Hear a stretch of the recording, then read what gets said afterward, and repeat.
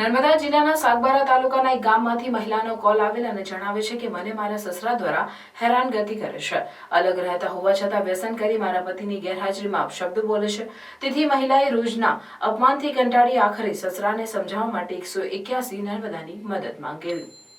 મહિલાનો call મળતા જ 181 નર્મદાની ટીમ ઘટનાસ્થળ પર પહોંચી અને બંને પક્ષનું કાઉન્સેલિંગ કરતા જાણવા મળેલ કે મદદ માંગનાર મહિલા સસરાના સગા બહેનની દીકરી હોય, તેથી સંબંધમાં મામા ભાંજી થાય, પરંતુ સગા ભાઈ બહેનના છોકરાઓ હોય, બંને પ્રેમ સંબંધમાં હતા.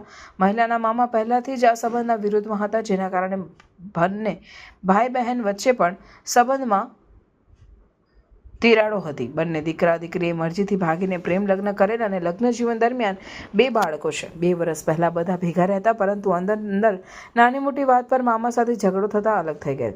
બાજુમાં ઘર હોય, જેના દરરોજ મહિલાના સસરા અપશબ્દ બોલે અને સંભળાવે, તેથી મહિલા કંટાળી આખરે સસરાને સમજાવવા માટે 181ની મદદ માંગેલ. 181 ટીમે બંને પક્ષને સમજાવેલ, કાયદાકીય સમજ આપેલ. લગ્નના આટલા વર્ષો પછી ઘરમાં 2 નાના સંતાન હોય, આવા ઝઘડા કે અપશબ્દથી બાળકોના મગજ પર માઠી અસર પહોંચે. તેથી ભૂતકાળમાં જે થયું તે ભૂલી સમજીને હળીમળીને રહે.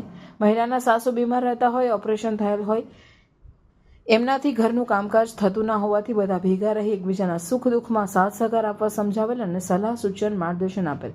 તેથી બંને પક્ષ સમજી ગયેલ અને હવે પછી ઝઘડા ના કરી સાથે ભેગા રહેવા ખાતરી આપેલ.